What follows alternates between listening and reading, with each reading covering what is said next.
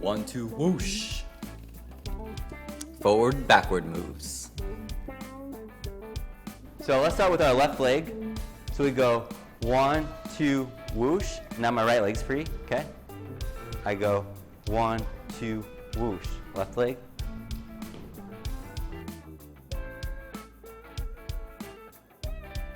So as you see here, we are practicing forward, backward moves within the 1, 2 whoosh timing. Root move number 4, forward and backwards. 1, 2, whoosh together. 1, 2, whoosh together. So we start exploring with the forward, backward moves. What can we do within this pattern? What can we feel? Big moves, small moves. It's time to discover, folks. That's what Mike and Diane are doing right now. Right leg forward first, squeeze it together. 1, 2, squeeze it together. We squeeze together to finish the move, complete it, enunciate it. Okay, so it looks like we're continuing. 1, 2, whoosh. 1, 2, whoosh.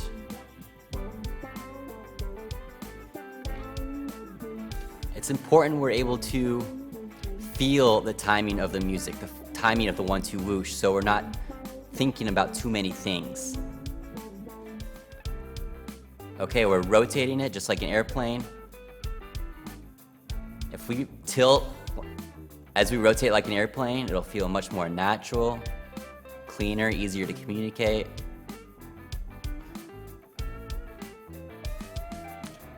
We're going straight forward, straight backwards, but we rotate our spine as we do so. That causes the rotation, just like driving a car. None of this diagonal stuff, only forward, backwards.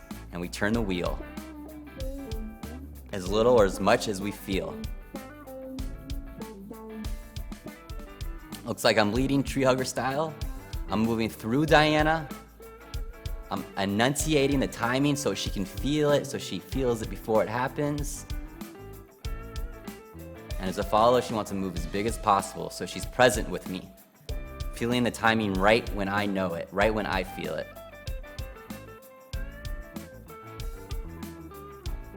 Messing with connection points, keeping us balanced, neutral, not dependent on one connection point.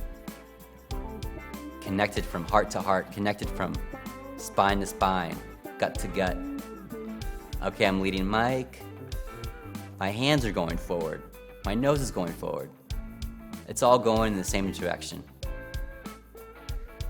Can you feel your hands moving to the timing, right? It's every part of your body moving in that direction to that timing. When I continue forwards, I keep that energy going. Go backwards, I keep that energy going back.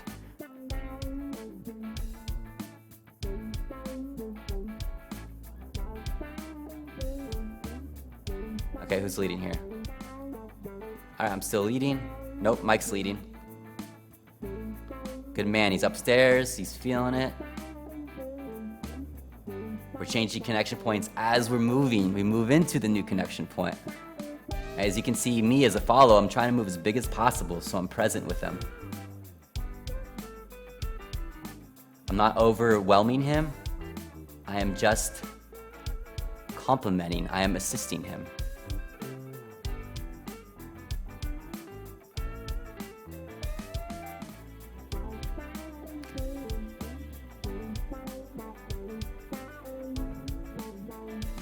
Diana's up. Here we go.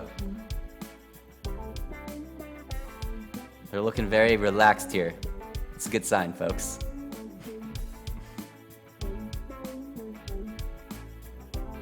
Remember to start slow. Start intentional. Just move forward and backwards, right? Enunciate each move. And then rotate it as it feels good. When you're leading your partner with this, imagine you're moving a shopping cart. Like you're pushing a shopping cart. But it's a person.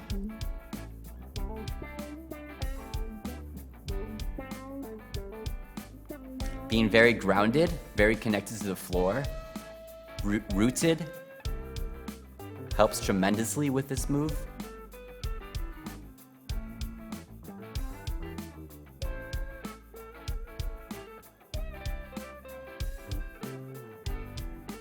I like how they're having fun with this. How do you learn? By having fun, by feeling it. Okay, Mike's in charge. It's super important to slow the whoosh, because if you don't slow the whoosh, we're not going to be able to feel the timing. Slow it, slow it, slow it. 1, 2, whoosh. Keep that energy going, whoosh.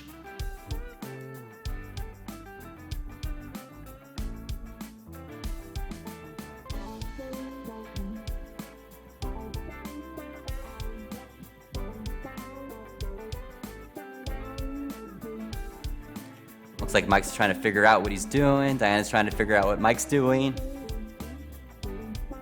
It's really helpful if we embody the timing before we incorporate it into the pattern.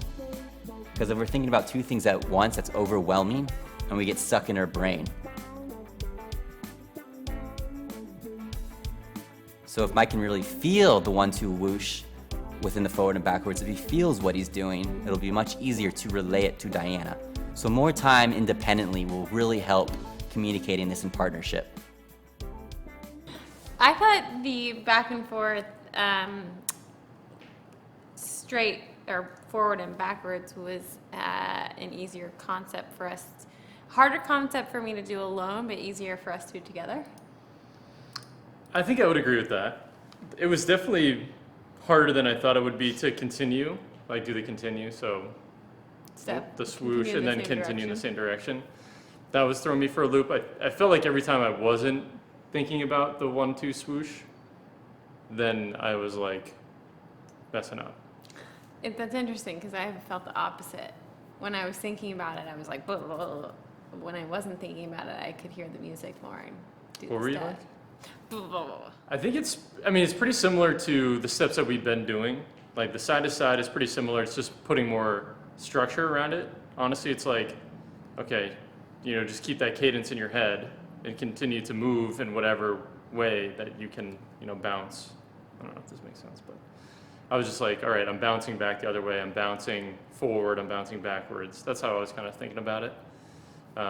Just trying to keep like the 4 beats and as like the walls. I would recommend if you are going to focus on anything, focus on your sliding foot because that allows you to know what you're going to do next. Yeah, the kickstand definitely comes back in a major way. Yeah. Because What I did was you just say? kind of like feeling my sliding foot and I was like, oh, okay, I'm going with this one. Compared to the side moves, 1-2 whoosh. Oh, these ones felt a lot more dynamic. Like we were definitely able to cover more ground, and I don't know, it felt easier to do the turns. If they were gradual or more sharp, I don't know if I could really tell, but it felt easier to do them. Like the shopping cart visual makes it a little bit easier for whatever reason. That's a good visual. 1-2 whoosh. Hashtag, let's get this world dancing. We're gonna get everybody physically connected, feeling and dancing with each other. Because it's so much fun and it feels so good.